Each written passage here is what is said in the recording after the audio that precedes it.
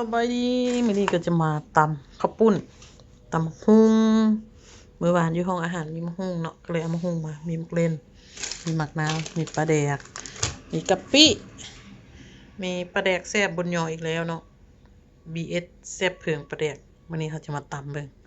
ว่าจะเป็นอะไรไป let's go ก่อนอื่นก็เอามะเผ็ดลงไปมะเผ็ด5 หน่วยพอเนาะเดี๋ยวมันเผ็ดแล้วก็มีมะกอกเขาเจ้าซอยแล้วเนาะสิ่งที่ขายบ่ได้ก็คือแป้งนมแล้วก็น้ำตาลรสชาติที่มักก็จะมีส้มหวานนัวนิดแล้วเฮาก็ตำบัดนี้นะแล้วเฮาก็เอามักเลนลงไปมักเลนก็ใส่หลายๆนี่แล้วเราก็ใส่มะฮุ่งลงไป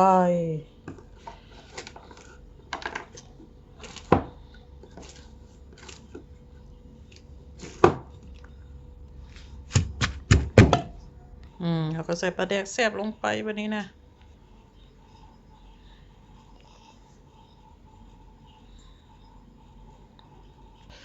นี่หน้าตาก็จะประมาณนี้เนาะ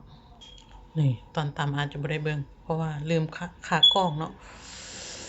เรียบร้อย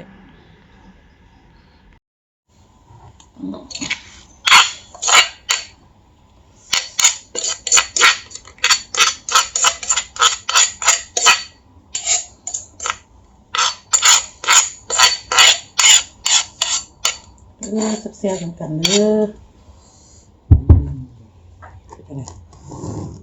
เสียบบ่ปลาแดกแซ่บๆตามด้วยข้าวจูนปุ้น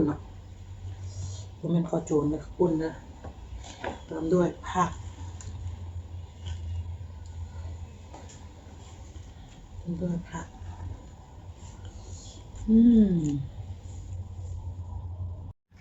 พร้อมแล้ววันนี้นะมาเด้อกินข้าวนำกันเด้อทุกคนเด้อ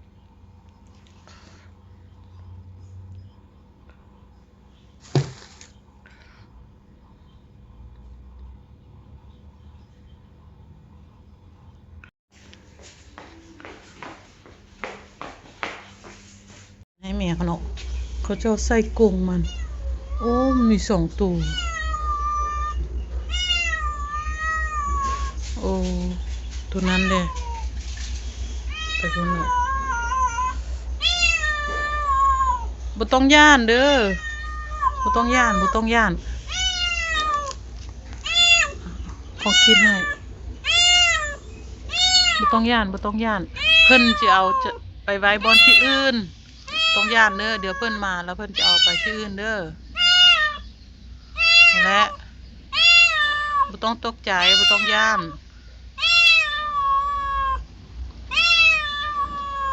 เดี๋ยวเพิ่นจะไปบ่อนสบายบ่อนบ่เดี๋ยวนี้เพิ่นบ่ให้อยู่เพิ่นจะให้ไปอยู่ที่อื่นเด้อบ่ต้องย่านเพิ่นบ่ได้เอาไปฆ่าไปแกงเด้อบ่ต้องย่านบ่ต้องตกใจบ่ต้องตกใจเด้อเดี๋ยวเจ้านายเพิ่นก็เอาไปอยู่บ่อนอื่นอยู่บ่อนมีคนเลี้ยงมีคนให้อาหารกินข้าวเที่ยงนำกันเด้อมาทุกคนเด้อแซ่บๆเด้อฝากกดไลค์กดแชร์ฝากติดตามเด้อขอบใจหลายๆ